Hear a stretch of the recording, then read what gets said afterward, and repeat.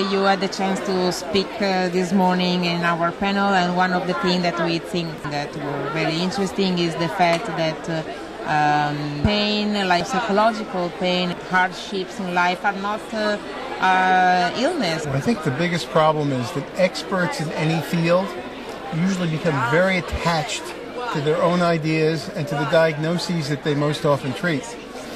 No expert I've ever met said, let's reduce the boundaries of this disorder.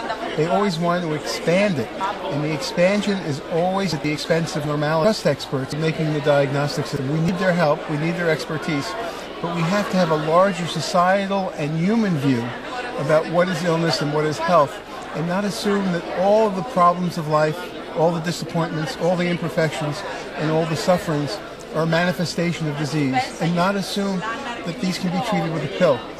That life is going to have troubles, and people very often have to learn to live with them. From your point of view, like you are pretty pessimistic, optimistic, like what is going to happen, let's say, in the next 5 years, 10 years in terms of society? Like the use of medication or drugs is going to increase? I think that there are several different factors that are important. Perhaps most important is the drug companies.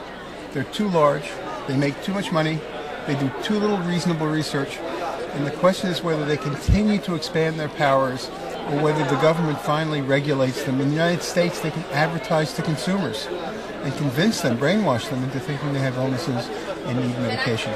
I think that the DSM-5 is likely to be quite dangerous. The decisions will be made within the next year, and the question is how much pushback is there against the experts, and it's too soon to tell. You are very active and talkative about the risk and the dangers of this situation. If you can give us some examples of what you are doing, of what you intend to do to prevent that the next DSM edition will cause more problems.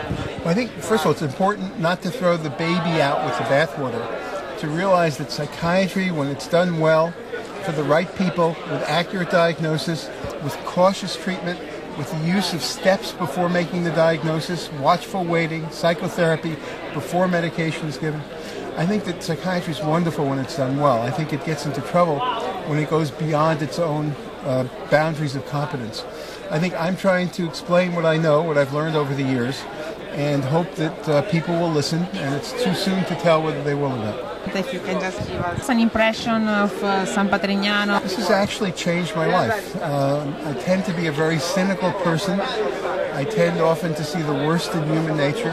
I would never have believed that there could be anything like this place. I think that the social organization has brought out the very best in human nature. I can't understand how it works. I'm very puzzled. It's intriguing. And I've been trying to think all day, how will I explain this to my wife? She won't believe it. So thank you for inviting me. Thank you.